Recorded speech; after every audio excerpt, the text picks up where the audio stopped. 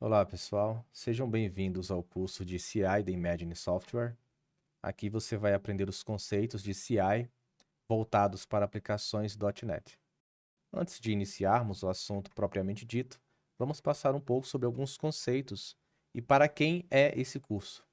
Esse curso é para você que já desenvolve, mas precisa ter familiaridade com alguns conceitos, como por exemplo, entre eles aqui, você precisa entender um pouco sobre shell, ou pelo menos os comandos básicos de um shell. Você precisa conhecer também o comando .NET, além dos comandos utilizados no MS Build. E esse último você vai aprender nesse curso. Você precisa entender que a sua IDE, seja o Visual Studio ou o VS Code, esses já executam esses comandos sem você saber. Você já deve saber. Quando você, por exemplo, digita .NET Run, ele já faz um build para você e já chama a sua aplicação. Então você precisa entender que a sua ideia, ela te ajuda o tempo todo a ser mais produtivo. Porém, quando o assunto é CI, você precisa conhecer todos esses comandos, saber executar esses comandos. Um conceito que precisamos entender é como funciona a entrega de aplicações, o desenvolvimento de aplicações. Bom, tudo começa com o planejamento. Depois do planejamento, a fase de análise de requisitos. O que são requisitos? Aquilo que se requisita que a aplicação tenha. Por exemplo, um cadastro de veículos, um cadastro de pedidos para entrega, um cadastro de pedidos de venda, por exemplo.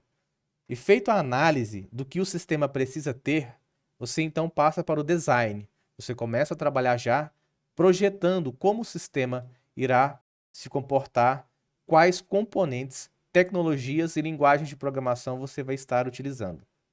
Após isso, a equipe de programação passa então para a codificação em si.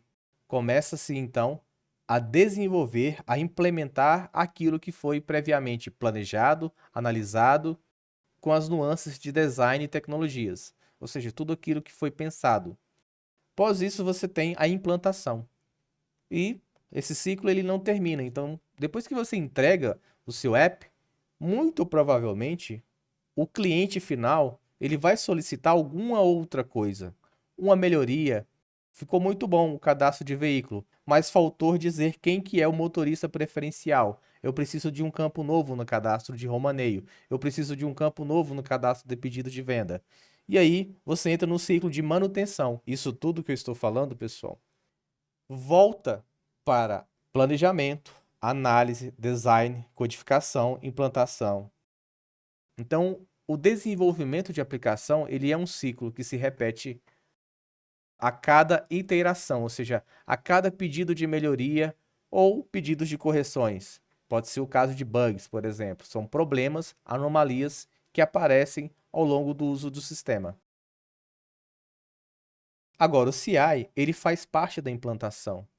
Então, imagina que quando o sistema está pronto, toda a codificação foi feita e já rodou-se os testes, imagina que você tem que gerar o instalador ou um package, né, web, você tem que rodar os casos de testes, você tem que gerar isso em algum portal, algum local para alguém fazer o download, poder instalar esse novo aplicativo. Então aqui vemos que a implantação, ela necessita de automação.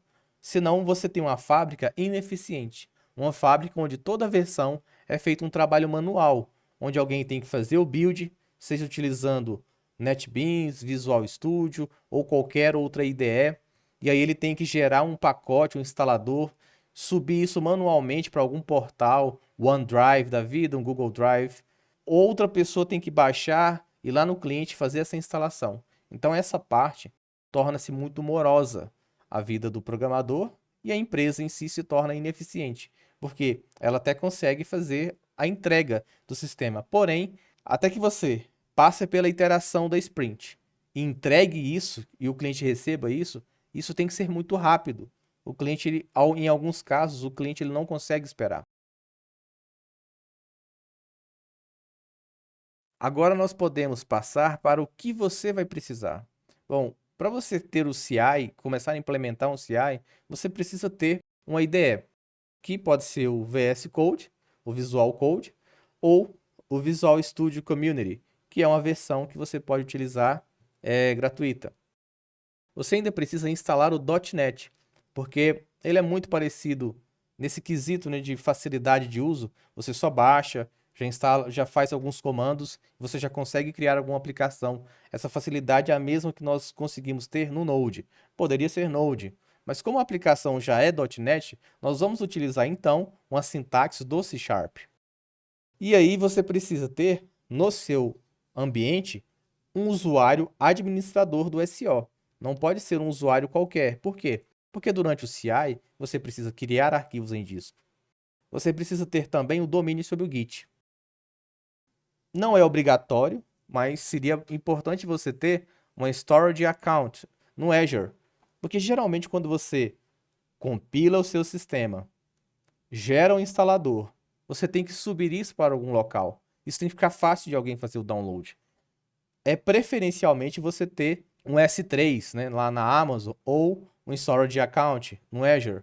Ou seja, você tem que ter um servidor, um file server. Você tem que ter um servidor de arquivo, para que fique fácil as pessoas baixarem aquilo e consumir aquela aplicação.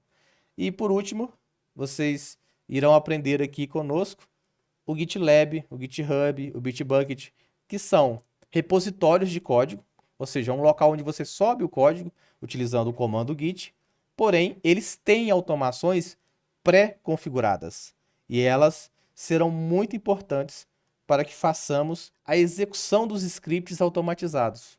Então, o script que nós vamos criar aqui, alguém tem que executar ele. Se você fez toda a automação, mas você ainda precisa rodar esse comando de forma manual, você não tem CI. Você tem uma automação que ainda necessita da interação humana. É o que não queremos que ocorra. Aqui queremos automatizar tudo.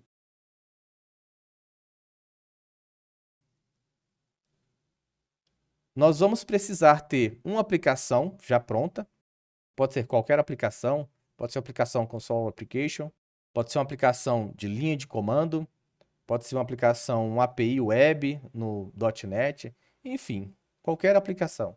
Você vai rodar o comando .NET New Tool Manifest. Esse primeiro comando, ele vai criar um manifesto dizendo que aquele projeto ele usa o Cake. Depois você precisa instalar, né, as ferramentas do Cake. É o segundo comando, .NET Tool install cake.tool, e ele vai deixar os scripts pré-configurados do Cake disponíveis na sua máquina. E por último, nós vamos criar o script build Cake, que é de fato o que a automação irá fazer, ou seja, todos os passos, as tasks que nós chamamos. Imagine os desafios, onde você tenha a aplicação desktop, a aplicação web, e o seu cliente, à medida que você libera uma versão nova, você tem que fazer tudo o que eu falei antes. Você tem que fazer o build, rodar os casos de teste, gerar o instalador, subir isso para um portal, alguém tem que fazer o download e instalar isso em algum lugar. Imagina que se a sua aplicação ela tem versões para diferentes dispositivos, imagine o desafio que é você automatizar tudo isso. Se fosse de forma manual, você simplesmente não consegue escalar essa aplicação. Você sempre vai ficar preso em um número X de clientes, que você não consegue entregar ela para muitos consumidores ao redor do mundo. Imagine ainda que você pode ter a aplicação em diferentes clouds. Pode ser na cloud do Azure, da Amazon ou mesmo da SAP. Então, pessoal, devemos entender que a aplicação ela deve ser distribuída e funcionar em diferentes ambientes. E para que isso seja possível, você precisa entender como funciona a automação em diferentes clouds. Pode ser Microsoft, pode ser SAP, pode ser Amazon. Você precisa entender esses conceitos.